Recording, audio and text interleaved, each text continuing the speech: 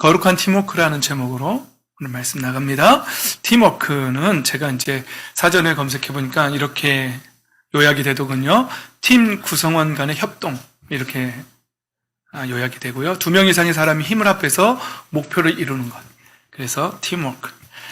에베소서 5장 22절에서 6장 4절까지의 말씀을 읽고 거룩한 팀워크에 대해서 함께 나누도록 하겠습니다. 교독합니다. 아내되니 여러분, 남편에게 하기를 주님께 순종하듯 하십시오.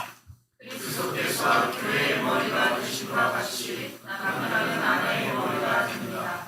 바로 그리스도께서는 몸의 주이시니라. 교회가 그리스도께 순종하듯이 아내도 모든 일에 남편에게 순종해야 합니다.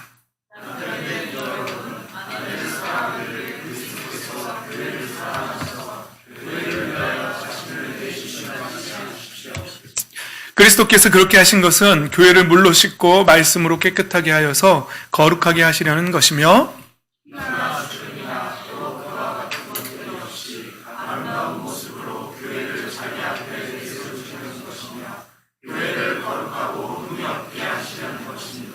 이와 같이 남편도 아내를 자기 몸과 같이 사랑해야 합니다. 자기 아내를 사랑하는 것은 곧 자기를 사랑하는 것입니다. 자기 육신을 미워한 사람은 없습니다. 그러나 자기 육신을 먹여 살리고 누르기를 그리스도께서 교회를 그렇게 하시기 합니다. 우리는 그리스도의 몸의 지체입니다. 그러므로 사람이 부모를 떠나 자기 아내와 합하여 그 둘이 한 몸이 되는 것입니다. 이 비밀은 큽니다. 나는 그리스도와 교회를 두고 이 말을 합니다. 그러므로 여러분도 각각 자기 아내를 자기 몸같이 사랑하고 아내도 자기 남편을 존중하십시오. 자녀되니 여러분, 주 안에서 여러분의 부모에게 순종하십시오. 이것이 옳은 일입니다. 내 부모를 공경하라고 하신 계명은 약속이 딸려있는 첫째의 계명입니다. 내가 잘 되고 땅에서 오래 살 것이다 하신 약속입니다. 또 아버지된 여러분, 여러분의 자녀를 노력해 하지 말고 주님의 훈련과 훈계로 기르십시오. 아멘. 시간이 많이 가서 지금 제가 망설이고 있어요. 이 말씀을 어디서부터 얼만큼 잘라내야 할지. 지난주에 우리는 복된 인생에 대해서 함께 나눴습니다. 사무엘하 6장 말씀을 가지고 나눴는데요. 우리 어린 친구들 한번 이 말씀 읽어볼까요? 시작. 그래서 주님의 괴가 가드사람 오베데돔의 시겜에 3달 동안 머물렀는데 그때 주님께서 오베데돔과 그의 온 집에 복을 내려주셨다. 기억나세요? 오베데돔. 주님의 괴의 이름이 뭐라고 배웠죠? 지난주에? 언약궤. 괴는 뭔지 알죠? 괴는 상자죠? 지난주에 우리 선유가 괴가 뭐냐고 물어본 건 아니죠?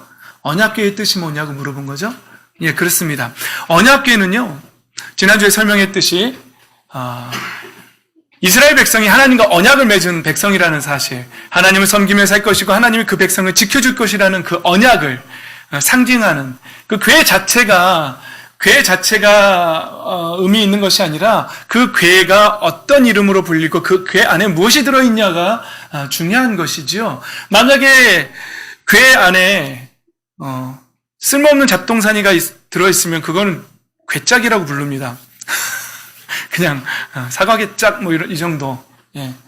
좋게 말해서 괴짝이지. 그러나 괴 안에 보석들이 들어있으면 그 괴를 보석함이라고 부릅니다. 여러분, 우리는 그런데 지난주에 이 언약궤는 이스라엘이 광야 생활을 할 때 이스라엘 진영의 정중앙에 항상 이 궤가 있었습니다. 그렇죠? 그래서 이스라엘 백성의 정중앙에 하나님의 언약이 항상 자리 잡고 있었던 것입니다. 이 언약이 일어나서 이 언약이 출발하면 이스라엘 백성이 다 출발했습니다. 이 언약이 멈추면, 언약궤가 멈추면 그럼 이스라엘 백성도 멈췄습니다. 요단강을 건널 때도 이 언약궤를 맨 제사장이 먼저 요단강을 밟고 지나갈 때 요단강이 끊어지고 그리로 건너가게 되지 않았겠습니까? 그래서 우리는 그런데 그때 당시에 구약 시대 때 올드 테스타멘트 옛 언약일 때 예수님은 하나님께서 이스라엘 백성과 맺은 언약이 옛 언약이라면 지금 우리는 어떤 언약을 갖고 있는 존재라고요?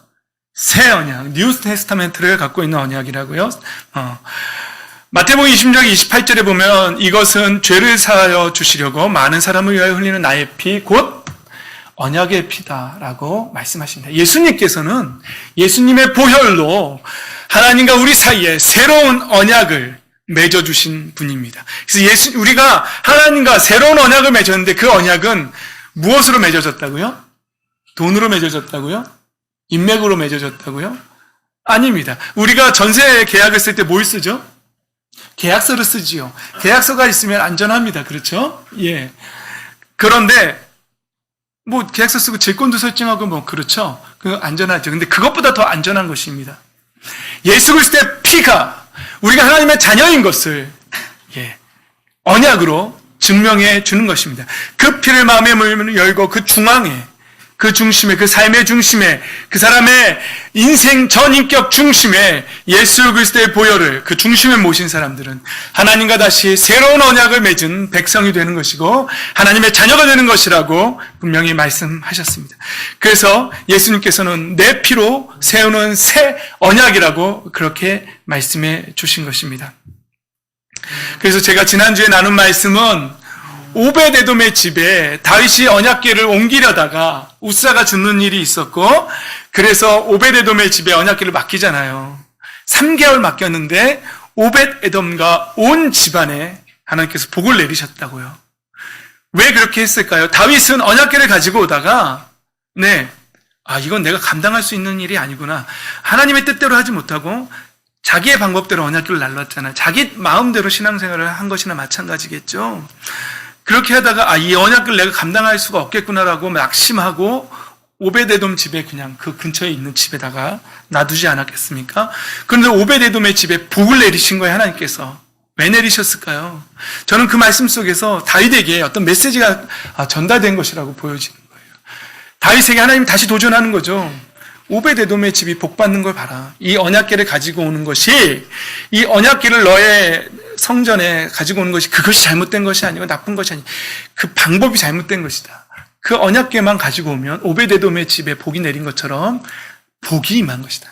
복과 관련된 것이다 라고 하나님이 다윗에게 메시지를 준 거라고 저는 보여져요. 그래서 다윗이 오벳에돔이 고작 3개월을 머물렀는데도 오벳에돔과 온 집안에 복을 받았다는 이야기를 듣고 다시 다윗이 용기를 얻고 언약궤를 옮깁니다. 이번에는 성경에 기록된 방법대로 다윗 언약궤를 옮기는 것이지요. 그래서 제가 지난주에 나눈 말씀은 고작 3개월 하나님의 언약궤를 가지고 있던 오벳에돔과 온 집이 복을 받았다면 우리의 삶의 중심에 예수 그리스도의 보혈로 언약궤, 그 신약의 그림자와 같은 언약궤가 아닌 진정한 언약을 예수님의 보혈을 맺은 우리는 그 인생이 얼마나 더 복되겠냐는 말씀을 지난주에 함께 나눴던 것 아니겠습니까? 그래서 여러분 성경 말씀에 보면 고린도전서 3장 16절을 한 목소리로 크게 읽어보겠습니다. 시작! 여러분은 하나님의 성전이며 하나님의 성령이 여러분 안에 거하신다는 것을 알지 못합니까? 그렇습니다. 성경 말씀은 우리에게 이렇게 말합니다. 우리 자체가 예루살렘에 있는 그 성전이 아니고 하나님의 언약을 모신 언약궤를 상징하는 예수 그리스도의 보혈로 하나님과 새 언약을 맺은 그 언약의 중심을 갖고 있는 그 사람이 바로 성전 자체라는 것이죠. 제가 성전이고 예수 그리스도의 보혈을 그 마음에 모신 여러분들이 성전인 줄 믿습니다. 여러분, 그러니 언약궤가 상징하는 것은 제가 이 말씀을 얘기할 때 그렇구나. 그 중심의 언약궤를 모시고 있는 인생은 바로 하나님의 영, 예수 그리스도의 영, 성령 하나님을 그 마음 중심에 모시고 사는 인생이 바로 그 언약을 중심으로 사는 인생이라는 사실을 깨닫게 되는 것이죠. 그리고 내 방법대로, 내 마음대로, 내 뜻대로 이 세상을 살아가는 것이 아니라 내 중심에 모시고 있는 그 성령 하나님께서 하나님 아버지의 뜻을 말씀해 주신 대로 그 뜻대로 인생을 살아가는 것이, 그것이 바로 하나님의 뜻대로 살아가는 인생이고 그것이 하나님의 자녀의 삶이고 그것이 복된 인생이고 그러한 삶을 살아가는 인생에게 하나님께서 그 인생을 보시고 놀라운 복으로 그 인생을 채우신다는 사실을 믿으시기 바랍니다. 아멘. 그런데 우리가 지난주에 나눴던 말씀이 우리 한국 사람들은 복을 좋아하는데 숟가락에도 복자를 쓰고 밥그릇 뚜껑에도 복자를 쓰고 장롱에도 복자를 써 새기고 방석에도 새긴다고 제가 나눴잖아요. 근데 그 복 자체는 그 사람들이 그 복자를 쓰면서 추구하는 복은 이 세상의 부귀영화, 재물이 나에게 따라오기를 바라는 마음으로 그 복자를 쓰시죠. 그러나 성경이 말하는 복, 성경이 말하는 복은 무엇이냐? 이것이 우리가 깨달아야 한다는 것이죠. 여러분 성경에서 이렇게 말합니다. 신명기 26, 15절 한번 읽어볼까요? 시작! 주님의 거룩한 처소 하늘에서 굽어 살피시고 주님의 백성 이스라엘에게 복을 주시며 주님께서 우리의 조상에게 약속하신 대로 우리에게 주신 땅 곧 젖과 꿀이 흐르는 땅에 복을 내려 주십시오.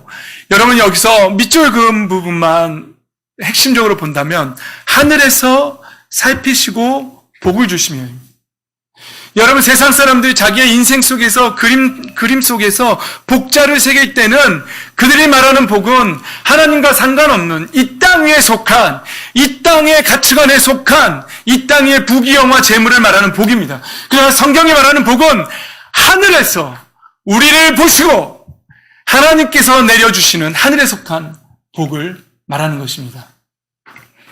그 복을 받아 누리시기를 예수님의 이름으로 축복합니다. 아멘. 그래서 하나님께서 보시고 하나님께 인정받는 인생, 하나님 마음에 합한 인생, 그것이 하나님께서 인정하는 인생입니다. 그런 인생을 살게 되면 바로 이 말씀 신명기 26장부터 계속 이어지는 말씀에 우리가 잘 아는, 누가 들어도 좋아하는 그 말씀이 있지 않습니까? 신명기 28장의 복, 들어와도 복을 받고 나가도 복을 받고, 이 복이 다 무슨 복입니까? 하나님이 함께 하시기 때문에 그 사람이 어딘가에 출입을 해도, 그 안에 들어가도 하나님이 내려주시는 복, 형통의 복입니다.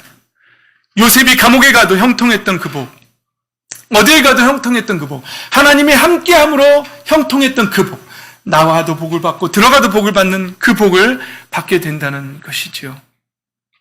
여러분 신명기 28장 함께 다 같이 읽고 싶지만 시간이 없어서 신명기 28장에서 제일 유명한 6절 말씀만 여러분과 나누고 있습니다. 꼭 한번 읽어보십시오. 신명기 28장을. 하나님께 복을 받는 인생이 어떤 인생인지 대표적인 게 들어와도 복을 받고 나가도 복을 받고. 시간 없죠? 한번 읽고 갈까요? 우리 신명기 28장. 복인데. 좋습니다.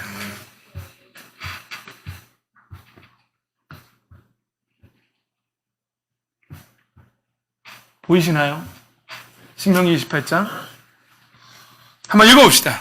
시작! 내가 내 하나님 여호와의 말씀을 삼가 듣고 내가 오늘 내게 명령하는 그의 모든 명령을 지켜 행하면 내 하나님 여호와께서 너를 세계 모든 민족 위에 뛰어나게 하실 것이라. 내가 내 하나님 여호와의 말씀을 청종하면 이 모든 복이 내게 임하며 내게 이르리니 성읍에서도 복을 받고 들에서도 복을 받을 것이며 내 몸의 자녀와 내 토지의 소산과 내 짐승의 새끼와 소와 양의 새끼가 복을 받을 것이며 내 광주리와 떡반죽 그릇이 복을 받을 것이며 내가 들어와도 복을 받고 나가도 복을 받을 것이니라. 여호와께서 너를 대적하기 위해 일어난 적군들을 내 앞에서 패하게 하시리라. 그들이 한 길로 너를 치러 들어왔으나 내 앞에서 7길로 도망하리라. 여호와께서 명령하사 내 창고와 내 손으로 하는 모든 일에 복을 내리시고 내 하나님 여호와께서 내게 주시는 땅에서 내게 복을 주실 것이며 여호와께서 내게 맹세하신 대로 너를 세워 자기의 성민이 되게 하시리니 이는 내가 내 하나님 여호와의 명령을 지켜 그 길로 해갈 것임이니라. 여기까지만 있죠. 나중에 돌아가셔서 마지막까지 계속 읽으십시오.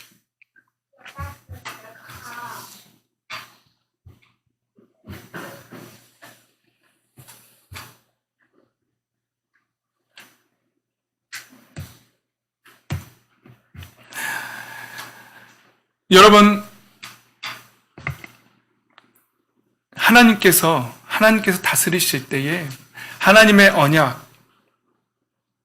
예수 그리스도의 보혈로 맺은 새 언약을 그 가슴에 갖고 있는 사람들은 하나님께서 그 인생을 살피시고 그 인생에 복을 내리십니다. 신명기 28장의 복을 내리십니다. 그리고 여러분, 산상수훈에 기록된 복을 보면은요, 여러분 한번 보십시오. 어떤 자가 복되다라고 성경이 말하고 있습니까? 심령이 가난한 자, 보이십니까? 심령이 가난한 자, 애통하는 자, 온유한 자, 의에 줄이고 목마른 자, 국률이 여기는 자, 마음이 청결한 자, 화평하게 하는 자, 의를 위하여 박해를 받는 자, 이런 사람들이 복되다고 말하고 있습니다. 여러분, 왜 이러한 사람들이 복되냐면요, 하늘에서 우리의 인생을 보고 계시고 하나님께서 그들의 중심을 살피고 계시기 때문에 이 사람들이 복되다는 것입니다. 그리고 이 사람들이 받는 복이 천국이 그들의 것이고 위로받는 것이고 땅을 기업으로 받을 것이고 배부를 것이고 국률의 여김을 받을 것이고 하나님을 볼 것이고 하나님의 아들의 일컬음을 받을 것이고 또 천국이 그들의 것이라는 복을 받기 때문입니다. 하나님께서 우리의 인생을 살피시고 우리의 삶을 살피시고 우리의 중심을 살펴보고 계신다는 것입니다. 12절에 보십시오. 하늘에서 너희의 상이 크다라고 말하고 있는 것입니다. 여러분, 복된 인생이 또 있는데요. 복된 인생이 또 다른 종류가 하나 또 있는데요. 그것은요, 마태복음 16장 17절에 예수님께서 베드로에게 한 말씀입니다. 바요나 시몬아, 내가 복이 있다. 넌 복이 있다. 바요나 시몬아야, 이건 저희는 개역 개정이 아니라 표준 세번역을 보고 있기 때문에 말씀이 조금 다릅니다. 시몬 바요나야, 너는 복이 있다. 넌 복된 인생이다. 왜냐하면 너에게 이것을 알려주신 분은 사람이 아니라 하늘에 계신 나의 아버지시다. 이게 어디에서 비롯된 말씀입니까? 예수님께서 사람들에게 이렇게 말하잖아요. 세상 사람들은 그렇게 말하는데 너희는 나를 누구라고 하느냐라고 했을 때 베드로가 뭐라고 말하죠? 주는 그리스도시요 살아계신 하나님의 아들이십니다. 베드로야, 너의 인생은 복되다. 그것을 너에게 알려준 건 세상이 아니다. 바로 하나님 아버지다. 여러분, 성령 하나님께서, 하늘아버지께서 우리에게 신령한 비밀을 깨달아 알게 하시고 그것을 깨달아가는 인생, 그것은 복된 인생입니다. 그 복을 받으십시오. 에베소서 1장 3절에 보면은요, 우리 주 예수 그리스도의 하나님 아버지를 찬양합시다. 하나님께서는 그리스도 안에서 하늘에 속한 온갖 신령한 복을 우리에게 주셨다라고 말합니다. 그 복의 종류들을 보면은요, 우리를 택하시고 사랑해 주셨다고 합니다. 창세 전에, 창조 전에 이미 우리를 택하시고 사랑해 주셨다라고 그렇게 말합니다. 그리고 우리를 하나님의 자녀로 삼으시기 위해 예정하셨다라고 말합니다. 이것이 복된 인생이라고 말하고 있습니다. 그리고 거저 주신 하나님의 영광스러운 은혜를 우리가 찬송하게, 우리가 예배 시간에 나와서 우리에게 베푸신 하나님의 은혜를 우리가 찬송했지요. 이것이 복된 인생입니다. 이것을 깨달은 자들만 찬양할 수 있는 것입니다. 예수님의 피로 구속 곧 죄 용서를 받게 되었다는 것입니다. 그게 하늘에 속한 신령한 복이라는 것입니다. 그리고 모든 지혜와 총명을 넘치게 주셔서 하나님의 신비한 뜻을 우리에게 알려주셨다는 것입니다. 모든 지혜와 총명, 하늘에 속한 지식, 지혜와 총명, 이 지혜와 총명을 받으시기를 예수님의 이름으로 축복합니다. 이것이 복된 인생입니다. 그 지혜와 총명, 영적인 지혜와 총명을 받아서 하나님의 신비한 뜻을 깨닫는 것, 이것이 정말 복된 인생입니다.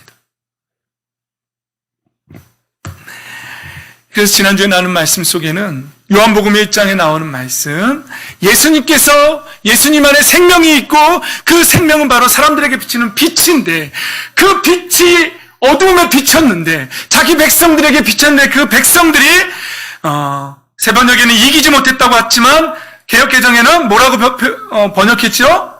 깨닫지 못했다. 받아들이지 않았다라고 번역합니다. 예수님 안에 생명이 있고 그 생명이 빛으로 우리에게 부어졌는데 깨닫는 마음이 없어서 그 빛을 받고 그 빛을 깨닫지 못했다는 말입니다. 여러분, 우리 가운데에 지금 이 예배를 통해서 성령 하나님께서 각 사람의 심령 속에 지혜와 계시의 영을 부으시고 지혜와 총명을 부어주셔서 하늘에 속한 신령한 비밀들을 깨닫는 은혜가 임하시기를 예수님의 이름으로 축복합니다. 그러나 안타깝게도 같은 말씀을 들으면서도 하늘에 속한 신령한 그 비밀들을 깨닫지 못하는 인생들이 있습니다. 너무나 안타깝습니다. 계속해서 몇 년 동안 교회를 다니고 있지만 이 하늘에 속한 신령한 복에 대해서 진정한 복, 우리가 이 땅을 살아가는 데 있어서 진정으로 누려야 할 그 복을 깨닫지 못하는 인생이 있다는 사실이 너무나 안타까운 사실입니다. 특별히 우리 어린 친구들과 우리 청년들 꼭 이 빛을 깨달으시기를, 이 하늘에 속한 지식을, 지혜를 꼭 깨닫게 되시기를 예수님의 이름으로 축복합니다. 아멘. 요한복음 8장 12절에 지난주에도 나눈 말씀입니다. 나는 세상의 빛이다라고 예수님 말씀하십니다. 나를 따르는 사람은 어둠 속에 다니지 아니하고 생명의 빛을 얻을 것이라고 합니다. 그 사람의 인생은 빛이 됩니다. 예수님을 따르면 그 사람의 인생은 빛으로 변합니다. 그동안의 어둠으로 살았다라면, 어둠 속에서 살았다라면 그 사람의 인생은 빛으로 변하는 것입니다. 빛으로 변하면, 빛을 받게 되면 그 사람의 인생 속에서 계속 일어나는 어둠의 일들이 사라집니다. 제가 나눴죠. 어떤 집안에서는요, 계속해서 무당이 나오는 집안이 있습니다. 부인하고 싶지만 부인할 수가 없어요. 그런 집이 있습니다. 어떤 집은 계속해서 자살하는 일이 나옵니다. 안타깝지만 그 집을 제가 무시하거나 비난하거나 정죄하려고 하는 말이 아닙니다. 우리 깨달으라고 하는 말입니다. 그런 일이 일어납니다. 알아야 합니다. 우리가 영적으로 알아야 합니다. 계속해서 대물림되는 일들이 있습니다. 안타깝지만 안 좋은 일들이 계속 일어나는 경우가 있습니다. 그러나 여러분, 우리가 만약에 예수 그리스도를 따르고 생명의 빛을 우리가 받는다면 그 집안에서 일어나는 그 일은 그 자리에서 끊어지는 줄 믿습니다. 아멘. 무당이 계속 일어나고 있다고요? 무당이 계속 세습되고 있다고요? 그 가운데서 어떤 세대가 예수 그리스도를 영접하고 하나님의 나라가 그 삶 가운데 임하면, 예수 그리스도의 생명의 빛이 그 삶에 임하면 그 무당이 세속되던 그 삶은 끊어집니다. 그런 삶을 보시지 않았습니까, 여러분? 여러분 알고 있지 않습니까? 여러분 삶 주변에서 무당이 계속 세습되던 집인데 예수님을 영접하고 그것이 끊어졌다는 그런 간증들을 들어보지 않으셨습니까? 끊어집니다. 왜냐하면 무당이 모시고 있는 그 어떤 신보다도 우리를 창조하시고 우리를 자녀 삼으시고 예수 그리스도의 보혈로 새롭게 언약을 맺으시는 우리 하나님은 더 강력한 하나님이시기 때문입니다. 아멘. 그래서 요한일서 2장 9절에 보면 빛 가운데 있다고 말하면서 자기 형제 자매를 미워하는 사람은 아직도 어디에 있다고요? 어둠 속에 있다고요.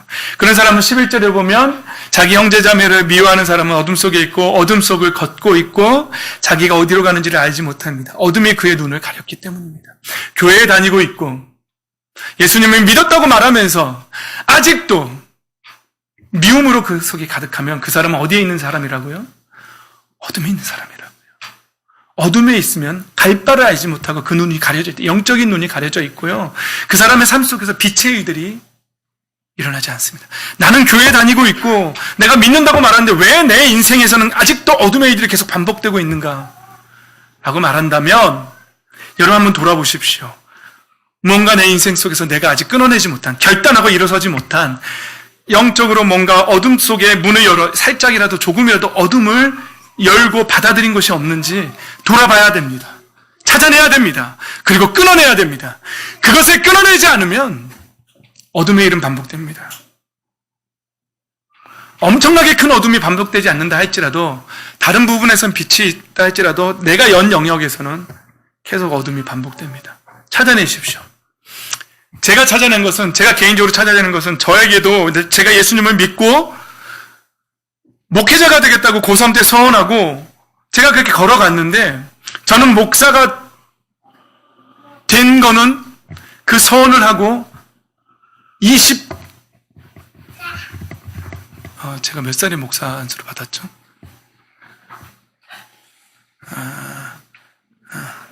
4년 전에 받았나요? 예. 그럼 왜 그랬을까요? 여러분, 우리의 삶 속에서 빛의 영역으로 온전히 감싸줘야 하는데 어둠을 좀만 열어놓으면요 삶 속에서 어둠이 일어나요. 그 어둠의 종류 중에는요, 시간이 허비되는 일들이 있습니다. 인생이 빨리 가질 못해요. 낙오됩니다. 자꾸 낙오됩니다. 안타깝게도 목사가 되겠다고 제가 고3 때 서원했는데 25년 만에, 19살 때 서원하고 25년 만에 목사 안수를 받았어요. 제 인생이 왜 그렇게 후퇴했을까요? 제가 닿지 못했던 영역들이 있어서 그래요. 이제야 깨닫는 거예요, 제가 그것을. 제가 닿지 못한 영역은 혈기였습니다. 저는 너무나 강력한 혈기가 있었어요. 지금은 고쳤지만 예전에는요, 제가 기타를 몇 대 부셨습니다. 제가 화가 나면 기타를 벽에다가 갖다 부시는 그런 성질이 있었어요. 기타를 벽에다가 때려보신 적 있으십니까? 후련하긴 합니다. 벽에서 기타가 박살날 때 기타 한 절반이 날아가거든요. 있는 힘을 다해서 푸싱하면서 화가 나서 그 혈기를 분출하면서 벽에다가 꽝 갖다 때리면은요, 기타가 절반이 날아가는데 속은 후련하지만 금전적으로 엄청난 손해가 따라옵니다.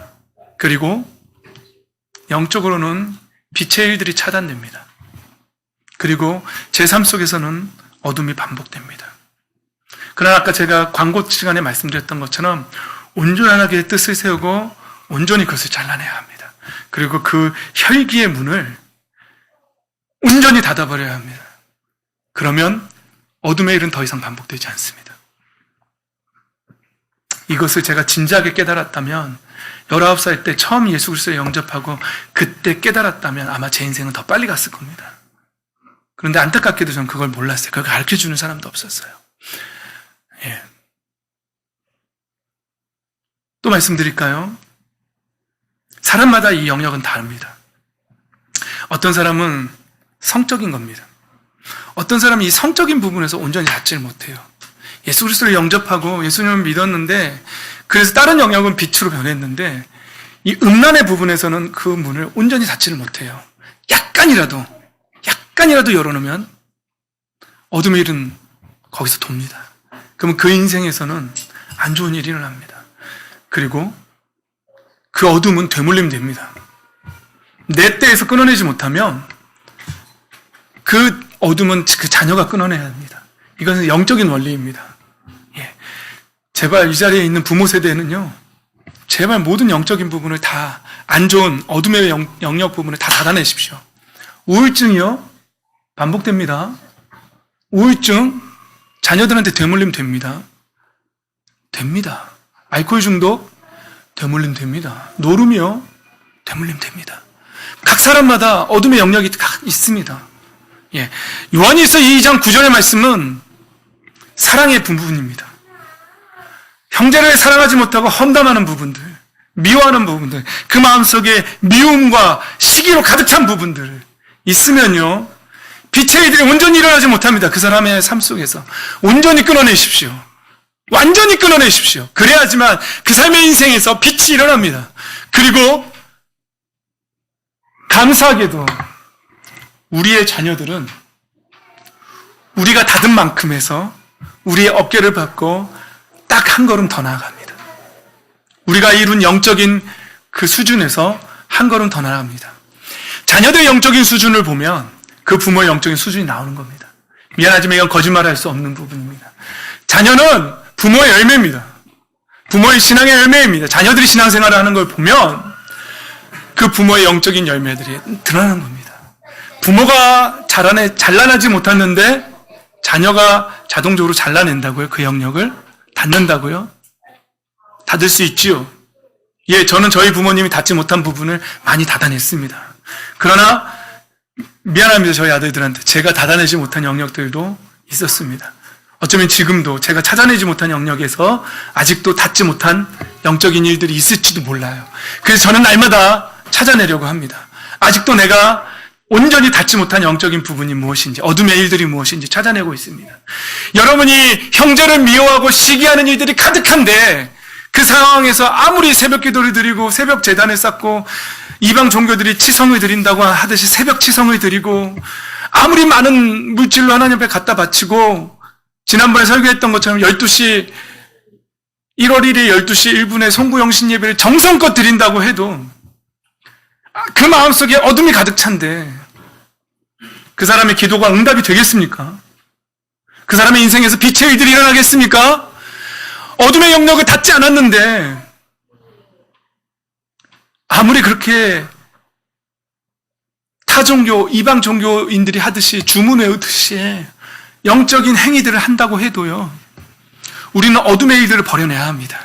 그리고 우리 삶 속에 예수 그리스도를 쫓으며 빛의 일들을 얻어야 합니다. 빛을 얻어야 합니다. 그래야지만 우리의 삶 속에서 빛의 일들이 일어납니다. 자녀들이요, 부모가 빛의 열매를 맺기 시작하면 자녀들은요, 잘못되라고 해도 잘 됩니다. 빛을 따라갑니다. 물론 예외 경우도 있습니다. 부모들이 빛으로 가는데 자녀들이 어둠을 선택하는 경우도 있지요. 세상에 빼앗기는 경우도 있지요. 근데 그런 특별한 경우를 말고요, 일반적인 원리에서 부모들이 빛의 삶을 살면 자녀들도 당연히 빛의 열매를 맺는 줄 믿습니다. 네.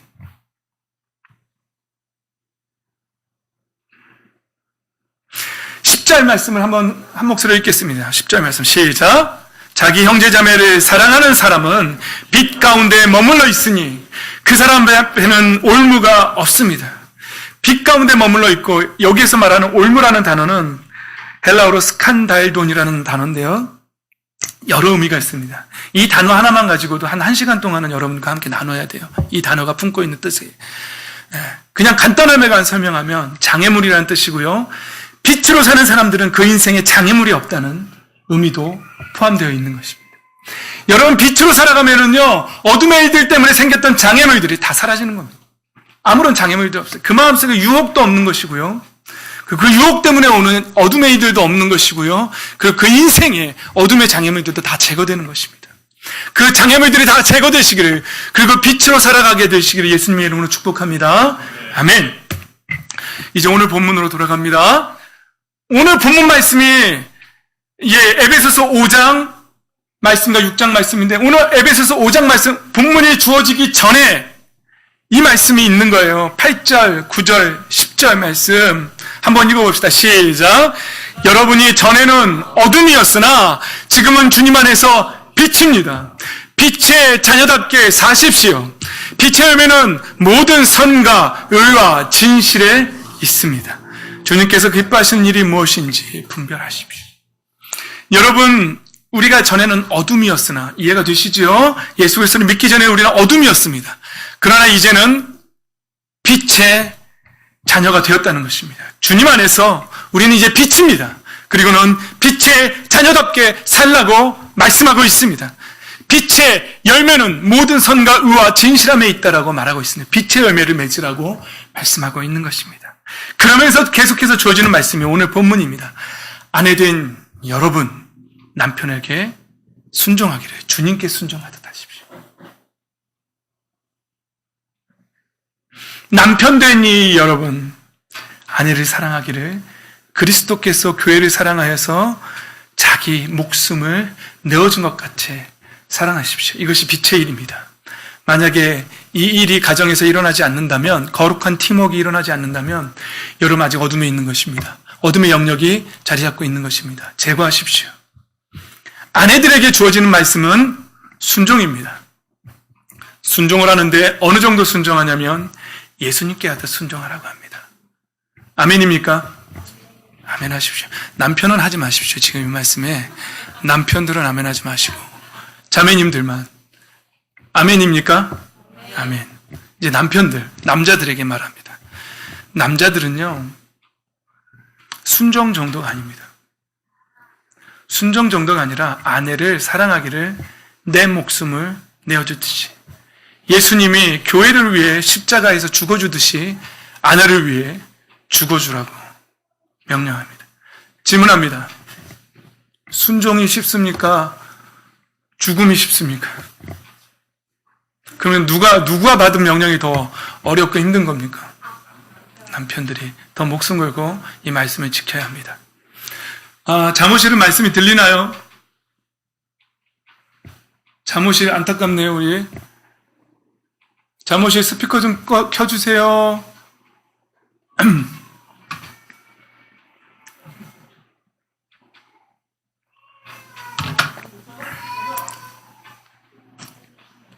안타깝습니다. 우리 오영진 형제님도 이 말씀을 꼭 들어야 하는데, 애기 보느라고 오늘 애기 봐주는 집사님이 안 오셔서. 네. 다시 묻습니다. 어떤 게 더 어렵죠? 남편이 받은 명령이 더 어렵습니다. 목숨까지 내어주듯이. 이거는 그저 순종 정도가 아닙니다. 목숨을 내어줘야 합니다.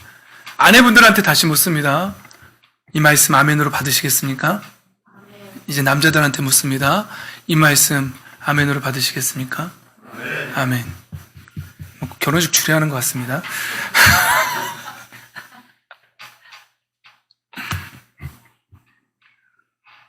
33절 말씀입니다. 그러므로 여러분도 각각 자기 아내를 자기 몸과 같이 사랑하고 아내도 자기 남편을 존중하십시오. 이 거룩한 팀워크라는 제목으로 오늘 저와 여러분과 나누는 말씀은요, 가정 안에서 남편과 아내 사이에 사랑과 존중이 있어야 한다는 말입니다.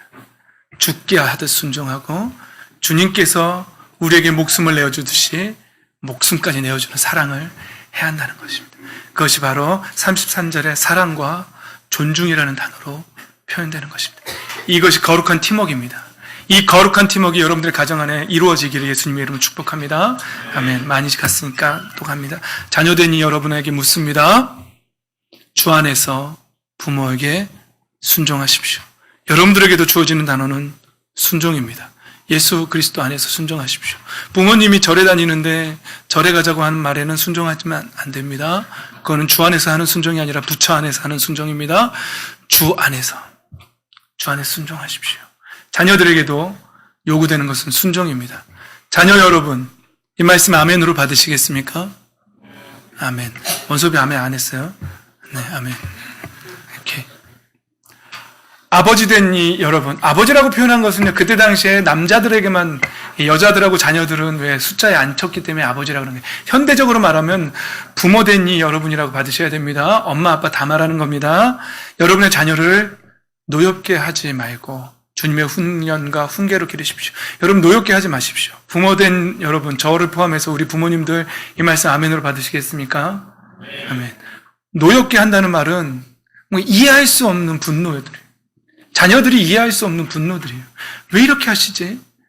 왜 이렇게 이치에 맞지 않는 말을 하지? 자기의 감정 때문에 쏟아내는 자녀들에게. 그리고는 자기 주장을 합니다. 그리고 자녀들에게 함부로 대합니다. 존중이 빠진 겁니다. 여러분 생각해 보십시오. 말씀해 보면 선지자들이 자기 고향에서는 대접받지 못한다는 말씀이 있잖아요. 왜 그럴까요? 존중하지 않기 때문에 그렇습니다. 여러분 집에 와서 아내를 무시합니다.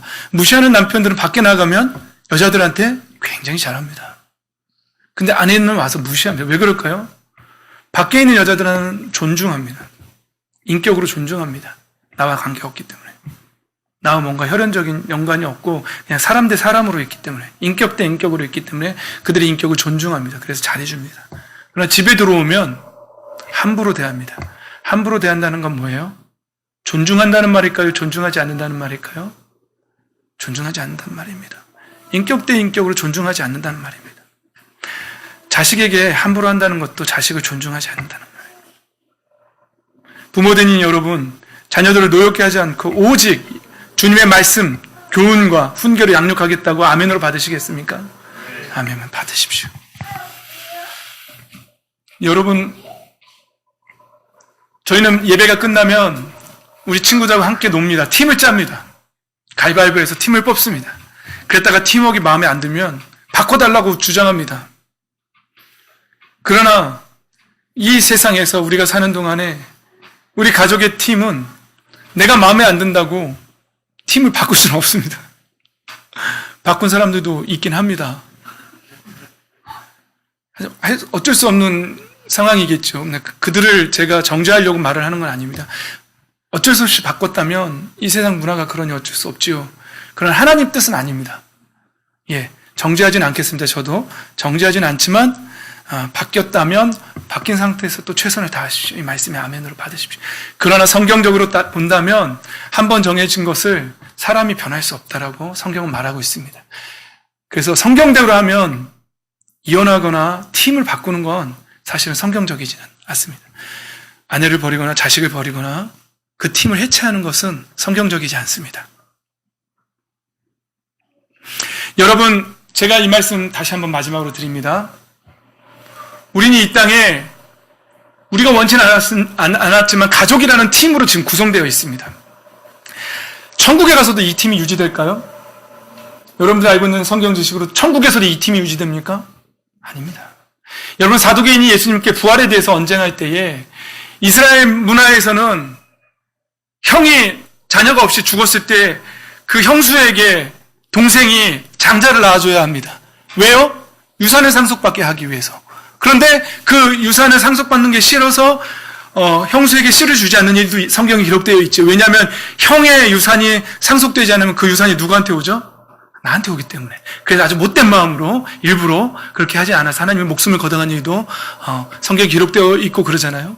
그래서 만약에 형제가 7이었는데 첫째도 자녀가 없고 둘째도 자녀가 없고 모두가 그래서 7 형제가 모두 그 형수하고 잠자리를 가졌는데 부활하면 누구의 부인이 되냐고 그렇게 물어봤어요. 이거는 중동 지역의 문화예요. 이 말씀을 우리나라에도 갖고 오면 안 돼요. 그래가지고 이건 넘어갑시다. 그 예수님 뭐라 그랬죠? 천국에 가면 부활의 때가 되면 시집 가고 장가 가는 거 없다. 그리고 우리는 어떻게 된다고요? 천사들과 같이 된다. 변한다라고 말합니다. 예수님이 분명히 말씀하셨어요.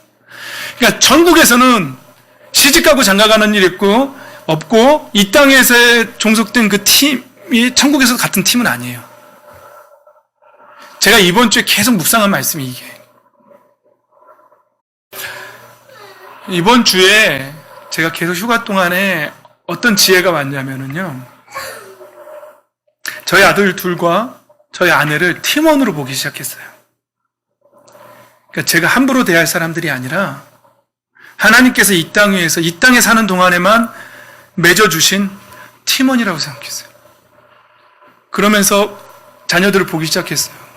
하나님이 나에게 주신 팀원. 하나님 나에게 주신 팀원. 그렇다면 허물이 보이고 약점이 보일 때 여러분 우리는 어떻게 해야 할까요? 내 팀원이 약하면 비난해야 될까요? 그럼 팀워크는 깨집니다. 아시지요? 스포츠에서 팀워크가 깨지는 원인들?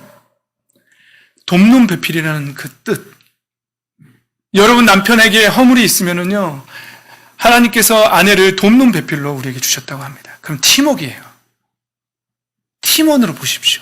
왜냐하면 천국에서도 남편이 아니고 천국에서도 부인이 아니에요. 천국에서도 아들이 아닙니다. 천국에서도 아빠가 아닙니다. 천국에 가면 어떻게 될까요? 그냥 형제님이세요. 자매님이시고. 그 지혜가 저에게 오기 시작한 거예요. 그러나 안타깝게도 그러면 팀원이 아니라고 해서 이 땅 위에서 팀원으로 있을 때 기억은 다 사라질까요? 그건 그렇지 않습니다. 이 땅에 팀으로 있을 때 기억은 남아 있습니다. 왜냐하면 성경에 보면은 이 땅에서 행한 일들 때문에 우리가 하나님, 우리가 이 땅에서 어둠이었고 이런 삶을 살았는데 하나님께서 우리를 구원하셨고 우리를 이렇게 하셨습니다라고 면류관을 던져드리면서 영광 돌리는 장면이 나오거든요. 그렇다면 이 땅에서 기억이 있다는 거예요, 없다는 거예요? 있다는 거죠. 미루어 짐작해서 한번 우리의 뇌를 최대한 활용해서 한번 생각해 보십시오. 이 땅 위에서만 팀원이었고 천국에서는 팀원이 아닌데 이 땅에서 서로 대한 모습들이 천국에서 기억은 남아 있어요. 어떻게 볼 거예요, 그러면 천국에서? 이러면 어떡합니까?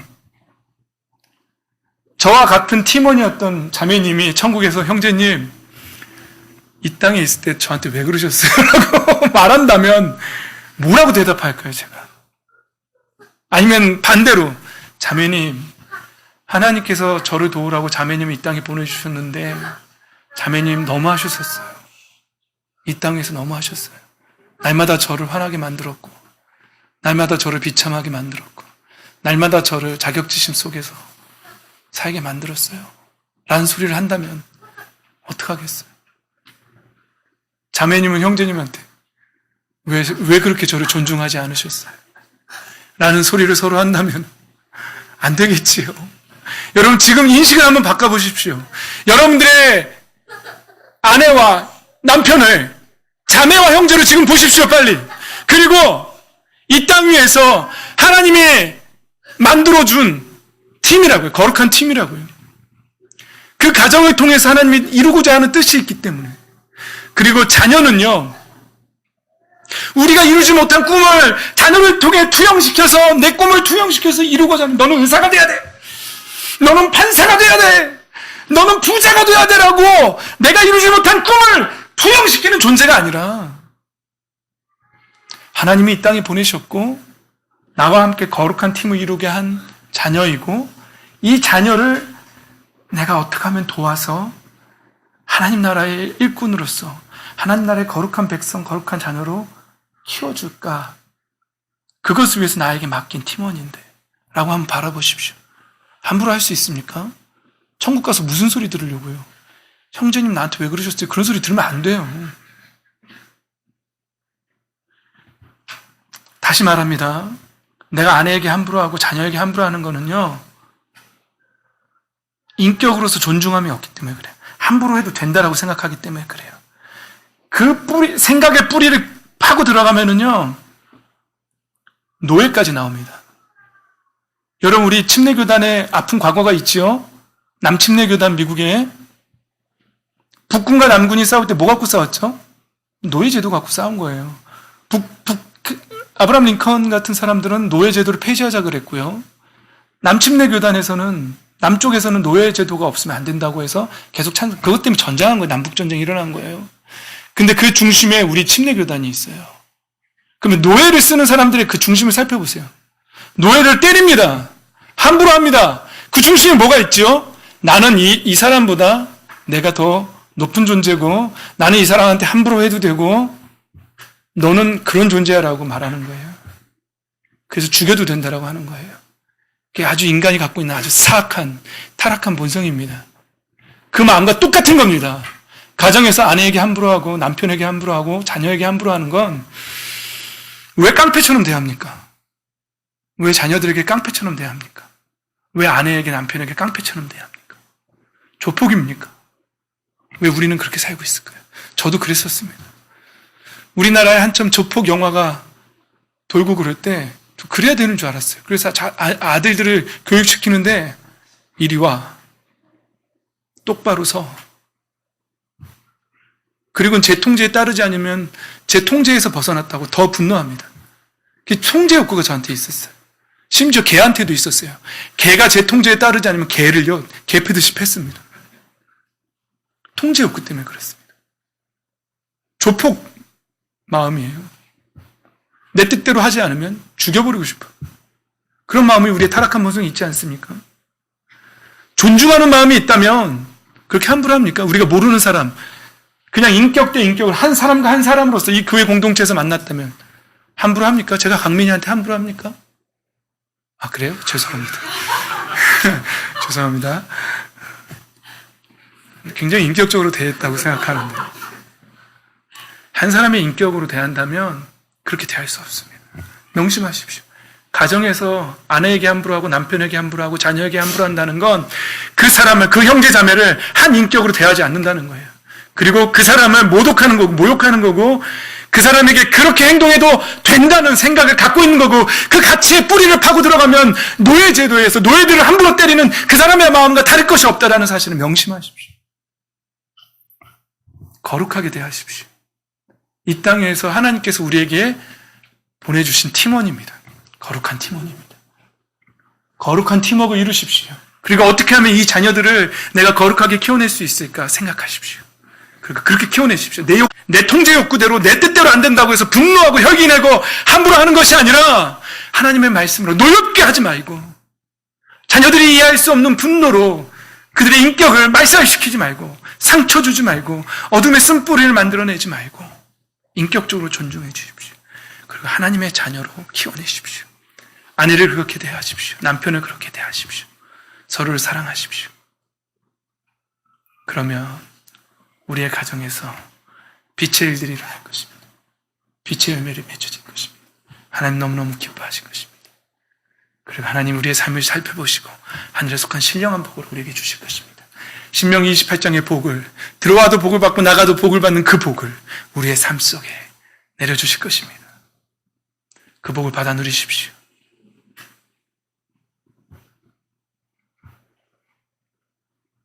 말씀이 길어서 죄송합니다. 그 모든 복을 받아 누리시기를 그래서 빛의 열매들이 맺히는 가정이 되시기를 예수 그리스도의 이름으로 축복합니다. 아멘.